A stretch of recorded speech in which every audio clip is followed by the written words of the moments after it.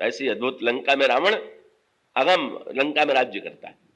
और इसका सीधा सा तात्पर्य है कि सद्गुणों का राज्य हमारे जीवन में प्रवृत्तियों पर थोड़े समय, लोभ का राज्य अधिक समय, पर सबसे अधिक तो हमारे अंतःकरण पर, हमारी प्रवृत्तियों पर मोह का राज्य है, रावण का राज्य है।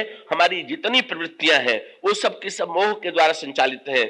और परिणाम क्या होता है कि जब मोह के द्वारा संचालित प्रवृत्ति हो तो प्रवृत्ति भी सुरक्षित है और प्रवृत्ति में बैठ करके मोह भी सुरक्षित है। और इस तरह से प्रवृत्ति और मोह एक दूसरे के पूरक। हनुमान जी महाराज की महानता क्या है? हनुमान जी ने इस प्रवृत्ति को बड़ी गहराई से देखा, बड़ी सूक्ष्मता से देखा। और इसको देखने के लिए हनुमान जी के इस कार्य पर आप विचार कीजिए। क्या हनुमान जी ने लंका को जला दिया तो ऐसा भी हो सकता है कि जैसे कोई व्यक्ति किसी वस्तु की सुंदरता को न जाने और अचानक जला दे, तो हनुमान जी ने लंका को क्या अनजाने में जला दिया? क्या इतनी विलक्षण नगरी को क्या हनुमान जी ने का बिना जाने जला दिया? क्या भूल से लंका जल गई क्या? नहीं नहीं, गोस्वामी जी कहते हैं कि सारे रामचरितमानस में, सारे इतिहास में अगर लंका को सबसे अधिक गहराई से किसी ने देखा, समझा, उसके अंतरंग में प्रवेश किया तो वो हनुमान जी। ये हनुमान जी में सामर्थ्य भी थी। इसलिए गोस्वामी जी ने, आपने देखा कि हनुमान जी लंका को कैसे देखते हैं। लंका को देखने का अभिप्राय क्या हुआ कि भाई किसी व्यक्ति को देखना हो तो केवल घर का दरवाजे मत देखिए, जरा घर का पिछवाड़ा भी देखिए। क्या कई लोग घर का दरवाजा बड़ा साफ रखते हैं, पर जितना कूड़ा करकट है सब पिछवाड़े गाजे रहते हैं। बोले दिखाई न दे कूड़ा करकट, बस लक्ष्य इतना ही है कि लोगों की दृष्टि में हम सफाई पसंद बने रहे, पर गंदगी तो जो की तो बनी रहे। जब कई व्यक्ति कमरे में, एक व्यक्ति को देखा मैंने, झाड़ू लगाई और तुरंत जितना कूड़ा था वो दरी के नीचे डाल दिया। इसका अर्थ क्या हुआ कि कूड़ा बाहर जाने की आवश्यकता नहीं है, केवल लोगों की दृष्टि में कूड़ा न दिखाई दे। तो इसी प्रकार से प्रवृत्ति का स्वरूप क्या है? बाहर से लोगों की जैसी प्रवृत्ति हम लोगों की दिखाई देती है, बाहर से जैसी है वैसे पीछे से है क्या? दाहिने से वैसी है क्या? बाएं से वैसी क्या? भीतर से वैसी है क्या? जरा प्रवृत्तियों की गहराई पर उसकी समीक्षा करें। तो हनुमान जी ने तो लंका को गहराई से देखने का निर्णय किया। पहले तो आप देखेंगे कि हनुमान जी ने लंका को ऊपर से देखा, नीचे से देखा, बाहर से देखा, भीतर से देखा, दिन में देखा, रात में देखा। गोस्वामी जी के पूरे प्रसंग को आप पढ़ डालिए, कितने प्रकार से हनुमान जी ने लंका को देखा। पहले तो हनुमान जी समुद्र को लांघ करके जो ही उस पार पहुंचे, उन्होंने लंका को देखा। कहां से देखा? बाहर से देखा। पर बाहर से देखने के लिए लंका क्या दिखाई देगी? अगर हनुमान जी का आप किसी प्रयाग के किसी एक कोने में खड़े हो जाए तो वहां से एक कोने से आपको सारा नगर थोड़ी दिखाई देगा। तो हनुमान जी कहां से देखते हैं? लंका को देखने के लिए हनुमान जी तुरंत ऊपर चले गए। और वो पंक्ति आती है, गिरि पर चढ़ी लंका ते ही देखे। हनुमान जी पर्वत के ऊपर चले गए। ये पर्वत कौन सा है कि जिस पर्वत पर खड़े होकर के हनुमान जी लंका को देखते हैं? ये पर्वत कौन सा है? इस यात्रा में हनुमान जी ने 3 पर्वत शिखरों पर चढ़ करके 3 कार्य किए। पहले पर्वत शिखर पर उन्होंने बंदरों को ले जाकर के जल पिलाया। दूसरे पर्वत के शिखर पर चढ़ करके उन्होंने समुद्र को पार किया। और तीसरे शिखर पर खड़े होकर के उन्होंने लंका को देखा। और ये तीनों शिखर विश्वास, विचार और वैराग्य के। विश्वास के शिखर पर ले जाकर के भगवान की कृपा का जल पिलाया, उसके द्वारा बंदरों की प्यास मिटाई। विचार के पर्वत पर खड़े होकर के देह के अभिमान को छलांग लगा के पार कर दिया। और उसका अभिप्राय क्या है? विश्वास के द्वारा भगवान की कृपा मिलेगी। देहाभिमान विचार के द्वारा पार होगा, पर लंका देखना है तो किस शिखर पर खड़े होकर के लंका की वास्तविकता दिखाई देगी? वो स्वामी जी कहते हैं वैराग्य के शिखर पर। हनुमान जी वैराग्य के शिखर पर छलांग लगाते हैं और उस वैराग्य के शिखर पर खड़े होकर के एक बार लंका पर दृष्टि डालते हैं। और लंका का आकर्षण, लंका इतनी आकर्षक दिखाई दी हनुमान जी की आंखों के सामने। गिरि पर चढ़ी लंका तही देखी, कहीं न जाई अति दुर्ग विशेखी। कनक कोट कर परम प्रकाशा का समुद्र चारों तरफ से लहरें ले रहा है। स्वर्णमयी लंका, रत्नों से जटी हुई लंका। हनुमान जी जब आगे दृष्टि उठा करके देखते हैं तो कनक कोट विचित्र मणिकृत सुंदराय तना घना, चौहट हाट सुबट वीथी, चारों पुर बहुविध बना। जितने लंका के मार्ग थे, जितनी सड़कें थीं, जितनी गलियां थीं, इतनी सुंदर थीं, चौहट हट्ट सुवट्ट बीठी चारु पुर बहुविधि बना। सैनिक गजबाज खच्चर निकर पदचर रथ बरूथन को गने। सेना की तो गणना नहीं की जा सकती। बहुरूप निश्चर जूथ अतिबल सेन वर्णत नहीं बने। राक्षसों के बल का वर्णन नहीं किया जा सकता। और फिर गोस्वामी जी ने लिखा, लंका में सुंदरियां ऐसी थी, व्यक्ति के मन में आता है कि भाई राक्षस ही रहते होंगे तो लंका तो कुरूपों का भंडार होगा। बोले ऐसी बात नहीं है। लंका में जितनी कुरूपता है उतनी सुंदरता भी। उस कुरूपता में आतंकित और भय संत्रस्त करने की वृत्ति है, और उसके साथ साथ आकर्षण भी ऐसा विद्यमान है कि सुरनाग नर गंधर्व कन्या रूप मुनिमन मोह। और कहूं मल्ल देह विशाल शैल समान अति बल गर्जही। नाना अखारन विरहि बहुविध एक एकन तरजही। कर जतन भट कोटिन विकट तनु नगर चहुदिस रक्षही। पर गोस्वामी जी की शैली क्या है? लंका की कुरूपता, लंका का सौंदर्य, लंका का बल, लंका की विशेषता, पर लंका के साथ साथ गोस्वामी जी तुरंत एक वाक्य लिख दे। किसी ने कहा महाराज ये लंका तो बड़ी सुंदर है, कितने सुंदर महल बने हुए हैं, पर गोस्वामी जी ने कहा जरा भीतर वाले कितने सुंदर हैं, उनका हृदय कितना सुंदर है ये भी तो देख लीजिए। कि घर कितना सुंदर बना हुआ है इसी से थोड़ी होगा, घर में रहने वाले व्यक्ति का हृदय कितना सुंदर है, महत्व तो इस बात का है। तो यहाँ गोस्वामी जी संकेत क्या करते हैं? हनुमान जी जब ऊपर से खड़े होकर के देखते हैं तो लंका के राक्षस उस समय पेट भर रहे हैं। भूखे तो सभी हैं, पर काय से पेट भर रहे हैं? एक तो भूखे हनुमान जी हैं जो मधुर फल के द्वारा अपनी क्षुधा शांत करते हैं, पर हनुमान जी जब लंका के राक्षसों को देखते हैं तो चारों ओर दृश्य दिखाई देता है क्या? कहीं महिष मानुष धेनु खर अज खल निशाचर भक्षही। सारा सुंदर वर्णन करते करते अंत में समाप्त कहां ले जाके किया? ये गोस्वामी जी ने लंका का सौंदर्य, लंका का बल, लंका का ऐश्वर्य तो पहले लिख दिया, पर अंत में जो लिखा वो यही लिखा, कहूं महिख मानिक धेनु खर अज खल निशाचर भक्षही। कोई गधा खा रहा है, कोई भैंसा खा रहा है, कोई मनुष्यों को उठा करके खा रहा है। तुलसीदास जी से किसी ने पूछा, महाराज क्या आप वर्णन करते करते इतना घिनौना वर्णन ये कर रहे हैं, ये इस वर्णन का उद्देश्य क्या है? बोले मैं तो इनका वर्णन न करता, लेकिन हनुमान जी देख रहे हैं। गोस्वामी जी बताना क्या चाहते कि अब हनुमान जी ने लंका की सुंदरता को न देखा होता तो लगता है हनुमान जी ने धोखे में लंका को जला दिया, पर हनुमान जी ने तो इतनी गहराई से लंका के एक एक दृश्य को देखा, और हनुमान जी को यह भी पता है कि अंत में प्रभु इस लंका पर विजयी होंगे, तो हनुमान जी लंका को जलावें क्यों? यही सोच रहे कि कुछ दिन बाद तो लंका पर अधिकार होना ही है, इसलिए इसको छोड़ दो। पर हनुमान जी ने निर्णय किया नहीं, इस पर अधिकार भी करना है, इस पर विभीषण का राज्य भी स्थापित करना है, पर इस समय तो सबसे पहले इस लंका को जलाना अभीष्ट। और इसका अभिप्राय है कि ये धोखे में लंका नहीं जलाई गई, अब सुनियोजित क्रम से हनुमान जी ने सोच समझ करके लंका जलाया। हनुमान जी का ये कार्य उचित है कि अनुचित? कि भाई जला देना उचित है कि अनुचित?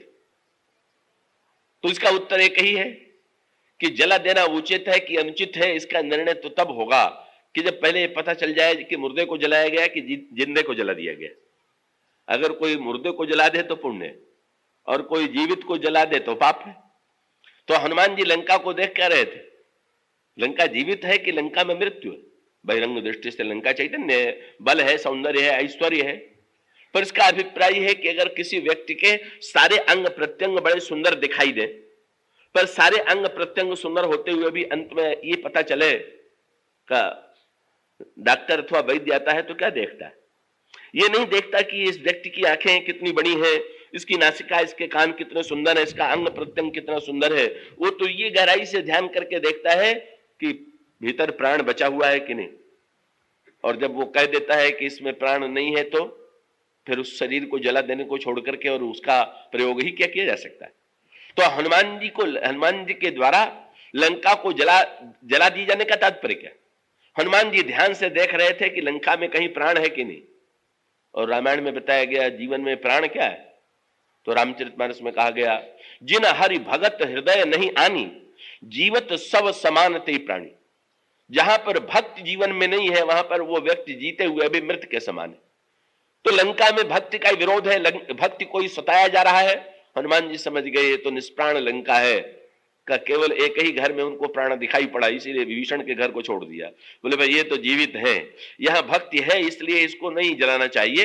पर जहां पर भक्ति शून्य है, का वो ऐश्वर्य, का वो बल वो बुद्धि, वो सौंदर्य जो भक्ति शून्य है, वस्तुतः वो विचारधारा जो इन वस्तुओं का समर्थन करती है, वो जला देने योग्य है। इसलिए हनुमान जी के द्वारा इस लंका को जला दिया गया।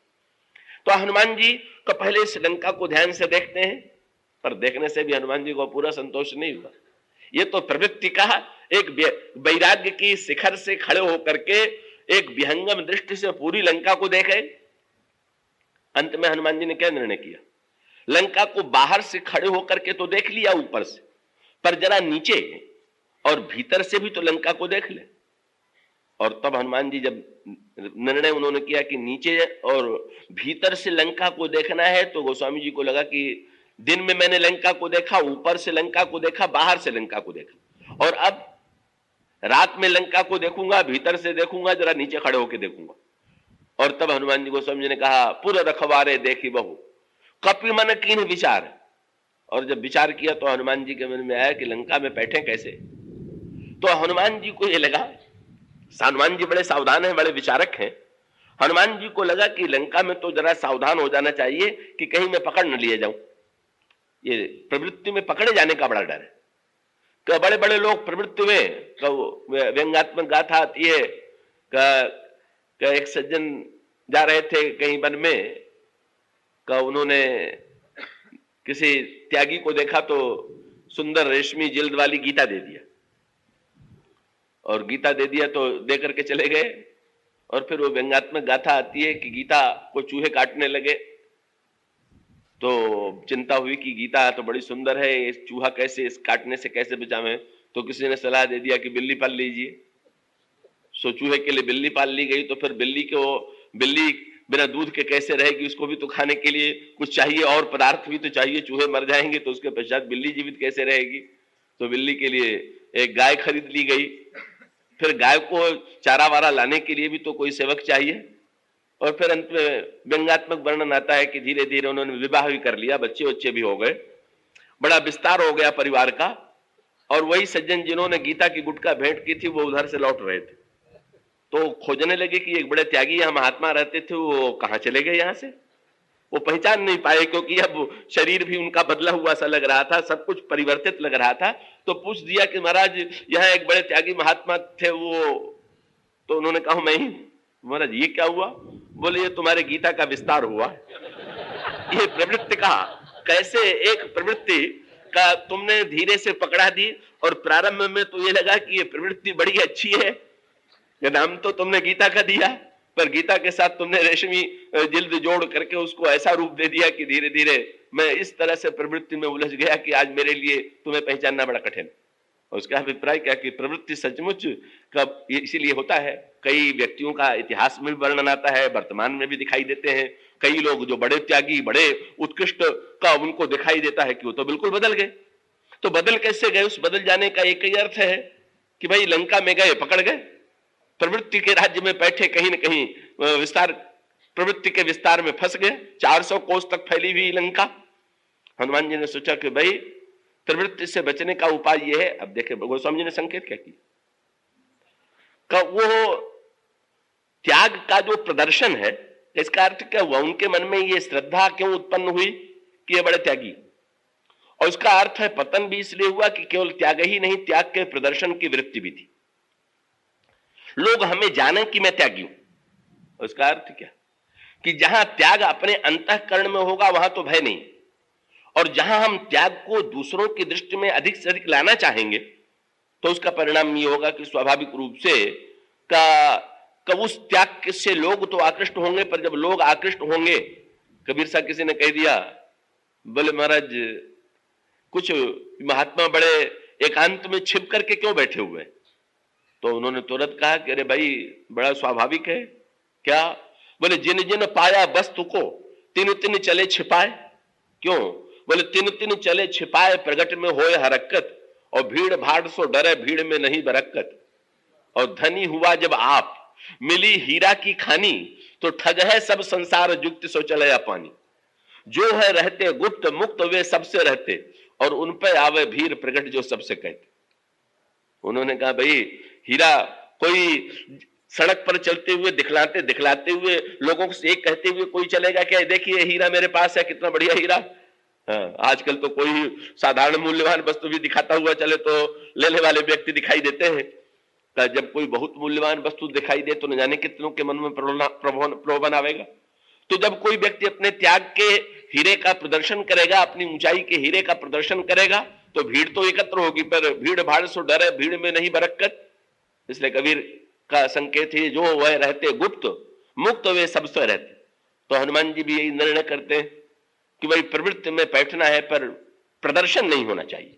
और इसलिए प्रदर्शन न होने के लिए हनुमान जी निर्णय क्या करते हैं, पूरा रखवारे देखे बहु कपि मन कीन विचार अति लघु, बहुत छोटे बने। और उसका अभिप्राय प्रवृत्ति भी स्वीकार करें तो अत्यंत लघु रूप में स्वीकार करें, यह हनुमान जी की धारणा है। और नगर करो पैसार, और हनुमान जी सचमुच इतने छोटे बन गए कि मच्छर के समान बन गए। लेकिन वाह, प्रवृत्ति की दृष्टि कितनी पैनी है। हनुमान जी ऐसा विचारक गहराई और सावधानी से लंका में घुसना चाहता था। गोस्वामी जी ने कहा, मसक समान रूप कपि धारी लंका ही चलो सुमिर नर हरि। लेकिन वहां पर भी जो ही हनुमान जी लंका में मच्छर के रूप में घुसने लगे, गोस्वामी जी ने कहा, तुरंत नाम लंकिनी एक निश्चरी और सो कह चले से मोहि निंदरी। कहां चले जा रहे हो? तुम समझ रहे हो कि तुम्हारे छोटे बन जाने से मैं देख ही नहीं पाऊं। तो इसमें भी व्यंग्यात्मक तात्पर्य है क्या, कि भाई संकट दोनों हो रहे। बड़े बनिए तो लोग कहेंगे कि बड़ा अहंकारी व्यक्ति है, तो लोगों की दृष्टि में व्यक्ति बड़ा बड़ा कहने वाला दृष्टिगत दिखाई देगा। पर छोटे बनिए तो, हाँ, कई लोग अपने को कहते रहते हैं मैं बड़ा बुरा हूं, मैं बड़ा तुच्छ हूं, तो उससे भी लोगों की दृष्टि बड़ी आकृष्ट होती है। बड़े बने कि छोटे बने, दोनों और संकट है। कि जहां अपने को छोटे कह करके कहें तो लोग कहते हैं कि भाई ये तो बड़े नम्र हैं। क्या एक व्यक्ति मान लीजिए आगे बैठा हो तो शायद कोई कह दे कि भाई ये अपने को बड़ा मानते हैं इसलिए आगे हैं। पर क्या आप समझते हैं आगे बैठने में अभिमान आता है? अरे अभिमान तो जहां आना चाहेगा वहीं आ जाएगा। आगे बैठ करके अगर कोई व्यक्ति का रस लेने के लिए आगे बैठा हुआ है तो वस्तुतः वो आगे बैठने में भी सार्थकता है। और पीछे बैठ करके एक व्यक्ति जूते में बैठा हुआ हो और वहां बैठे बैठे सोचे कि मैं कितना नम्र हूं कि मैं जूते में बैठा हुआ हूं, तो सबसे बड़ा अभिमान तो उसी में है। और उसका अभिप्राय यह है कि आवश्यक नहीं है कि पीछे बैठ जाने पर अभिमान से छुट्टी मिल जाए। वो तो व्यक्ति की मनोवृत्ति पर है कि व्यक्ति कैसा अपने का। एक व्यक्ति मानता है मैं बड़ा हूं और एक व्यक्ति मानता है कि मैं नम्र हूं। बड़ा मानता है वो अभिमानी है, और जो नम्र बन जाए तो भी अभिमान की संभावना। हनुमान जी छोटे बने तो तुरंत लंकिनी ने पकड़ लिया। ये लंकिनी कौन है? लंका और लंकिनी नाम के साम्य पर आपका ध्यान क्या होगा? यही लंका का प्रतीकात्मक ये स्वरूप थी। ये लंकिनी यही लंकिनी जो है लंका की मूल रक्षिका है। और इसी लंकिनी का निवास लंका में प्रारंभ से था, जब देवताओं का अधिकार था तब से। हनुमान जी ने क्या किया? हनुमान जी ने जब देखा कि अरे इस मेरी विनम्रता में भी इसने उल्टा अर्थ ले लिया, क्षुद्र मान करके मुझे खाने पर तुल गई, तो हनुमान जी ने मुठिका एक महाकपि हनि रुधिर बमत धरनी धन मनी। अब अंतर है, हनुमान जी पहले लंकिनी को मुक्का मार करके गिराते हैं और बाद में रावण के सभा में जाने के बाद लंका को जलाते हैं। उलट पलट लंका सब जारी। इसका सूत्रात्मक तात्पर्य इतना है कि हनुमान जी ने क्या किया? मुक्के का प्रहार किया और मुक्के के प्रहार से रक्त लंकिनी के मुंह से गिरा। क्या तात्पर्य है? लंकिनी के मुख से जब रक्त का प्रवाह हुआ तो लंकिनी हाथ जोड़ करके खड़ी हो गई। पुनि संभारी उठी सो लंका और जो नि पानी करी विनय सशंका। और लंकिनी ने तब हनुमान जी से कहा, क्या? लंकिनी ने हनुमान जी से कहा कि तात स्वर्ग अपवर्ग तात मोर अति पुण्य बहुता देखे नैन राम कर दूता तात स्वर्ग अपवर्ग सुख धरिय तुलाय यंग तूलन ताही सकल मिल जो सुख लव सत्संग। आपके सत्संग से मुझे बड़ा सुख मिला, मैं धन्य हो गई। पहली दृष्टि में तो हंसी आती है कि हनुमान जी ने तो मुक्केबाजी की और कहने लगी बड़ा बढ़िया सत्संग मिला। तो कोई भाषण हनुमान जी ने दिया हो और लंकिनी ने कहा बहुत बढ़िया सत्संग मिला तो ठीक है, पर मार दिया मुक्का तो ये कहना चाहिए कि बंदर तुम तो बड़े शक्तिशाली हो, तुमने मुक्का मार के मुझे गिरा दिया। पर लंकिनी कहती है सत्संग मिला। और इसका सीधा सा तात्पर्य क्या है कि जब प्रवृत्ति खाने पर तुल जाए, ये लंकिनी प्रवृत्ति है, प्रवृत्ति जब खाने पर तुल जाए तो सत्संग का जो प्रहार है, सत्संग में जो प्रहार है, सत्संग में केवल मीठी बातें थोड़ी आती। हम लोगों के अंतर मन में जो दुर्बलताएं हैं, जो कमी है, उस पर भी तो सत्संग में प्रहार होता है। उसका अभिप्राय है कि पहला उपाय यही है कि हम सत्संग में जाएं और सत्संग में जाने के पश्चात थोड़ा रक्त बहे। रक्त बहे माने रक्त क्या है? जब किसी महात्मा को बहुत त्यागी कहते तो कहते बड़े विरक्त हैं। विरक्त माने रक्त रहित। तो विरक्त रक्त रहित का अर्थ क्या? वो रक्त माने जैसे शरीर में खून है उसी प्रकार से मन में जो राग है वही रक्त है मन। और मन का राग जब थोड़ा कम हो जाए तो समझ लीजिए कि अब व्यक्ति विरक्त हो रहा है। तो सत्संग का एक फल तो ये है ही है कि भाई चाहे पूरा वैराग्य ना आवे लेकिन कम से कम थोड़ा रक्त तो बहता ही है। मुक्का जब सत्संग में लगता है तो थोड़ा न थोड़ा रक्त, और फिर उसके पश्चात व्यक्ति संभाल करके खड़ा हो जाए। और प्रवृत्ति ने बहुत बढ़िया व्याख्या किया। प्रवृत्ति ने तुरंत हनुमान जी से कहा, प्रविश्य नगर कीजिए सब काजा, लंका में बैठिए। लेकिन बात कितनी बढ़िया कही, हृदय राखी कौशलपुर राजा।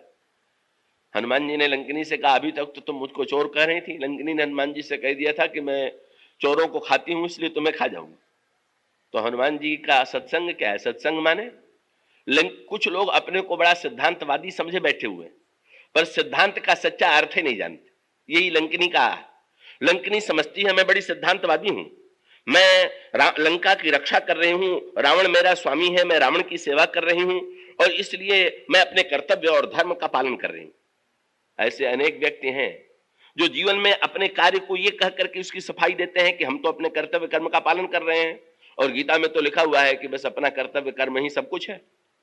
पर कर्तव्य कर्म सब कुछ है ये तो ठीक है, पर कर्तव्य कर्म क्या है पहले ये निर्णय हो जाएगा तो कि चाहे जो कर्म आप करें वही कर्तव्य कर्म है। आप जो कर रहे हो और कह दें कि बस यही मेरा कर्म है, यही मेरा स्वधर्म है, तो वही स्वधर्म को लेकर के तो लंकिनी के मन में भ्रांति है। लंकिनी तो यही समझ रही कि मैं स्वधर्म का पालन कर रही हूं, मैं रावण की सेविका हूं और ये बंदर लंका में भीतर बैठना चाहता है चोरी के लक्ष्य से, और मैं सेवक से प्रहरी के रूप में मैं अपना कार्य पूरा कर रही हूं। तो स्वधर्म का पालन लंकिनी कर रही कि नहीं? सत्संग में जाने का अर्थ ये हुआ। स्वधर्म निधन श्रेयम का अर्थ अगर ये ले लिया जाए कि चोर ये कहे कि भाई हम तो स्वधर्म का ही पालन कर रहे हैं क्योंकि चोरी कर रहे हैं, हमारा तो स्वधर्म यही है, तब तो स्वधर्म इतना भयानक हो जाएगा कि तो फिर अधर्म कहां रह जाएगा। तब तो जितने लोग हैं सब स्वधर्म ही में तो लगे हुए। तब सत्संग का तात्पर्य, हनुमान जी के मुक्के का तात्पर्य क्या था? मुक्का हनुमान जी ने क्यों मारा? हनुमान जी ने कहा पहले स्वधर्म का पालन करने से पहले, और तू ये कहती है कि मैं चोर को खाती हूं, तो पहले ये तो पता लगा ले कि चोर और साहूकार की परिभाषा क्या है। क्यों? बोले अगर तुझे चोर और साहूकार की परिभाषा का ज्ञान हो गया होता तो मुझे खाने की चेष्टा न करती, तब तू किसको खाती? अरे तू खाती रावण को जो सीता जी को चुरा के लाया है। मैं जो पता लगाने आया मुझे चोर समझ लिया, और जो चुरा करके आया उसकी आज्ञा का पालन कर रही है। तो जब तुझे यही ज्ञान नहीं है कि का वस्तुतः कौन का सत्य है कौन असत्य है, किसके पक्ष में रहना चाहिए किसकी सेवा करना चाहिए, तो फिर ऐसी परिस्थिति में तेरा ज्ञान तो बड़ा मूर्खतापूर्ण है। तो धर्म जिसे समझ रही हो धर्म ही नहीं। तो लंकिनी के समझ में अब धर्म आ गया। लंकिनी ये कहने लगी कि ठीक है प्रविश्य नगर कीजिए सब काजा, हृदय राख कौशलपुर राजा। और उसका अभिप्राय क्या? प्रवृत्ति में प्रवेश करे, पर प्रवृत्ति से व्यक्ति बच के जाएगा कहां? क्योंकि अगर प्रवृत्ति से बच करके वन में भी चला जाए तो शरीर तो साथ ही जाएगा। तो प्रवृत्ति में बैठे तो हनुमान जी की तरह, पर लंकिनी स्वयं हनुमान जी से कह देती है कि हृदय राख कौशलपुर राजा। हृदय में भगवान राम का राज्य अगर रहे तो बाहर प्रवृत्ति का जो विस्तार है, बस उल्टी बात कभी कभी जीवन में हो जाती है। बाहर अगर भगवान का राज्य दिखाने की चेष्टा हम करें और भीतर प्रवृत्ति और मोह का राज्य हो तो किस काम का? हमारे अंतःकरण में प्रविश्य नगर कीजिए सब काजा, हृदय राख कौशलपुर राजा। और इस प्रकार से हनुमान जी लंका में प्रविष्ट होते हैं, प्रवृत्ति में प्रविष्ट होते हैं, और मंदिर मंदिर प्रतिकर शोधा देखे जहता अगणित जोधा। हनुमान जी लंका का प्रत्येक घर भीतर से देखते हैं, अंतरंग में बैठ करके देते हैं। कुंभकर्ण को देखते हैं, रावण को देखते हैं, मेघनाथ को देखते हैं। लंका का प्रत्येक दुर्गुण दुर्विचार हनुमान जी की दृष्टि में आता है। और तब इस लंका को हनुमान जी प्रवृत्ति के सच्चे स्वरूप को पहचानने के बाद, जब हनुमान जी ने मां के द्वारा कृतकृत्यता का आशीर्वाद प्राप्त कर लिया, तब हनुमान जी ने निर्णय किया कि अब का एक बार इस प्रवृत्ति के, जिस प्रवृत्ति में मोह का अधिकार है और जो प्रवृत्ति विदेह नंदिनी को दुखदाई बन रही है, का जो प्रवृत्ति का रावण के शासन के अनुकूल चल करके जहां पर का प्रत्येक व्यक्ति दूसरों को विनष्ट करने की चेष्टा में लगा हुआ है, इस प्रवृत्ति को बिना जलाए का वस्तुतः इनका कल्याण नहीं हो। और गोस्वामी जी इसको एक दूसरा रूप भी देकर के बहुत बढ़िया बात कह देते हैं कवितालु रामायण में। हनुमान जी ने लंका को क्यों जला दिया? तो गोस्वामी जी ने एक दृष्टांत दिया। प्रचलित परंपरा ये प्राचीन काल में जब किसी को राजक्षमा हो जाती थी तो वैद्य लोग मृगांक भस्म दे करके उस रोग को दूर करने की चेष्टा करते थे। तो मृगांक भस्म जो बनाई जाती है उसको सोने और रत्न की जो भस्म है वो बना करके उसको मृगांक के रूप में दिया जाता है। तो गोस्वामी जी ने कहा हनुमान जी ने लंका को क्यों जला दिया? गोस्वामी जी ने कहा हनुमान जी थे सबसे बड़े वैद्य, और संसार में राजयक्षमा के रूप में रावण पैदा हो गया। विराट भगवान के हृदय में रावण सो राज रोग बाढ़त विराट उर, रावण जैसा राज रोग विराट के हृदय में पैदा हो गया। और तब भगवान राम ने उस विराट की चिकित्सा करने के लिए हनुमान जी को वैद्य बना के भेजा। तो हनुमान जी ने सोचा कि भाई का राजयक्षमा में तो मृगांक ही भस्म देना पड़ता है। तो उन्होंने सोचा कि भाई यहां तो बड़ी पुड़िया देनी पड़ेगी, इसलिए 400 को सोने की लंका को जला के पुड़िया बना दिया कि भाई अब अगर इतने से भी रोग दूर नहीं होगा तो रोग असाध्य। कहा हनुमान जी मृगांक भस्म का निर्माण करते हैं, उसका अभिप्राय क्या? एक बार रावण अगर प्रवृत्ति के मिथ्यात्व को समझ ले और उसके अंतःकरण में ये वृत्ति आ जाए कि अंत में ये वस्तु जिसे हम अपना समझ बैठे हैं वो मेरी नहीं है, तो परिणाम ये होगा कि इसके अंतःकरण में भगवान के प्रति समर्पण की वृत्ति जागृत होगी। भक्त देवी को भगवान से मिला करके ये जीवन में धन्यता प्राप्त करेगा। रावण उस औषधि को के बाद भी भगवान राम आश्चर्य करते हैं, हनुमान तुमने तो इतना चमत्कारिक कार्य किया, पर रावण पर उसका प्रभाव नहीं पड़ता है और इसलिए अंततोगत्वा रावण को विनष्ट करना पड़ता है। लेकिन हनुमान जी के द्वारा इस लंका के ध्वंस का तात्पर्य है जब भक्ति का उदय हो जाता है, जब भक्ति देवी की कृपा प्राप्त हो जाती है, तब व्यक्ति काम और प्रलोभन से आगे बढ़ करके प्रवृत्तियों पर विजय प्राप्त कर लेता है। प्रवृत्तियों को जला करके का उसको भी औषधि के रूप में परिणत कर देता है और औषधि के रूप में परिणत करके अपने मानसिक रोगों की चिकित्सा और दूसरों के मानसिक रोगों की चिकित्सा का प्रयास करता है। इस तरह से हनुमान जी मां के द्वारा आशीर्वाद प्राप्त करके कृतकृत्यता प्राप्त करते हैं। पर यह कृतकृत्यता तो हम सभी लोगों को भले न मिल जाए, पर कथा का लाभ तो यही है कि हनुमान जी जब कृतकृत्यता पा करके लौटे तो बंदरों ने पूछा कि कम से कम वो कथा तो हम लोगों को सुनाई दीजिए। और तब बंदरों के मन में पूछत कहत नवल इतिहासा, हनुमान जी से उस इतिहास का श्रवण करते हैं और तब बंदरों के अंतर जीवन में प्रेरणा प्राप्त होती है।